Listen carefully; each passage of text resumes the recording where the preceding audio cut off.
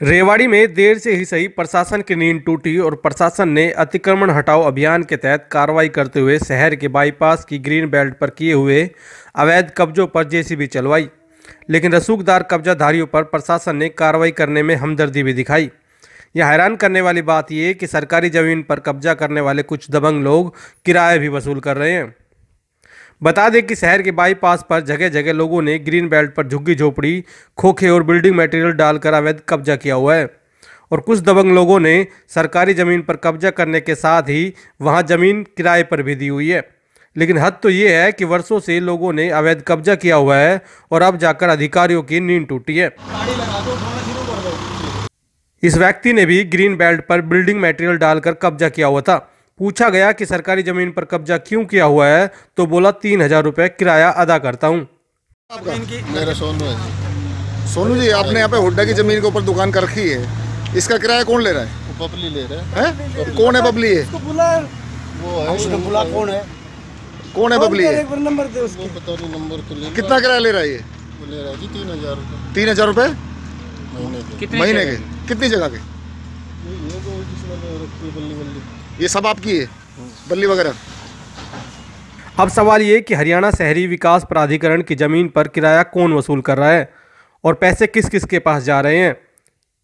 लेकिन ये बात तो साफ है कि कहीं ना कहीं विभाग के कर्मचारियों की मिलीभगत के चलते अवैध कब्जा करा किराए का खेल खेला जा रहा है। और अब जिला उपायुक्त के निर्देश पर विभाग होश में भी आया तो कार्रवाई करने के लिए केवल छोटे मोटे कब्जाधारियों को ही निशाना बनाया गया और रसूखदार कब्जाधारियों पर हमदर्दी दिखाई गई। जब अधिकारियों से पूछा गया कि क्यों बड़े कब्जाधारियों पर कार्रवाई नहीं की तो उन्होंने कहा कि फिलहाल पुलिस फोर्स नहीं मिली और आगे उन पर भी कार्रवाई की जाएगी। बहरहाल अधिकारी ये कह रहे हैं कि बड़े कब्जाधारियों पर भी कार्रवाई की जाएगी, लेकिन कब ये किसी को नहीं पता, क्योंकि जब भी विभाग अतिक्रमण हटाओ अभियान के तहत दफ्तर से निकलता है तो वो छोटे छोटे कब्जे हटा खाना पूर्ति करता नजर आता है। ऐसे में सवाल ये कि क्यों रसूखदार कब्जाधारियों पर कार्रवाई नहीं की जाती।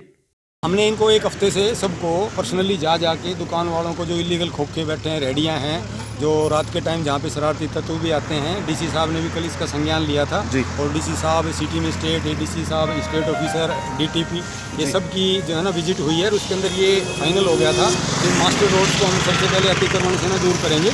और उसी कड़ी के अंदर ना आज सुबह हमने रिजांगला इससे अपने पायलट चौक से आपने अतिक्रमण हटाया, सिर्फ गरीबों को ही टारगेट क्यों किया? नहीं, ऐसा आपके सामने अभी एक बंदा कह रहा है कि यहाँ इस जमीन के 3000 रुपये लिए गए। ऐसा होता है ना, इससे आगे जो आप जो परमानेंट जिन्होंने अतिक्रमण किया हुआ था उनको तो आप छोड़ते आ रहे हो। नहीं, ऐसा होता है ना कि एक बार में अब सारे शहर को अगर नहीं सोचते हैं आज ही नहीं, आप जहाँ जहाँ से करते आ रहे हो वहीं मैं आपको सैकड़ों जगह ऐसे ही दिखा सकता हूँ जहाँ पर वास्तव में अतिक्रमण है, वहाँ तो आपने छुआ तक नहीं और गरीबों को आपने टारगेट कर दिया। नहीं, हमारा टारगेट कोई नहीं होता, हम तो सिर्फ ये देख रहे हैं कि जो जिससे एक तो पहले साथ तो सफाई मेन रोड नहीं, मैं आपसे पता चल रहा है उसका 50,000 उसका कोई और लेके जा रहा है। ऐसा है, हमने जो ये आज ड्यूटी मजिस्ट्रेट किसी वजह से बिजी थे, डीसी साहब की मीटिंग थी इसलिए फोर्स भी नहीं मिल पाई, तो थोड़ा सा हमें ड्यूटी मजिस्ट्रेट के साथ ही तो सिर्फ झुग्गी झोपड़ी वालों को टारगेट हम उनको जो आसान हम काम कर सकते हैं हम कुछ तो करेंगे ना, और ये काम हम डेली करेंगे एक हफ्ते तक लगातार।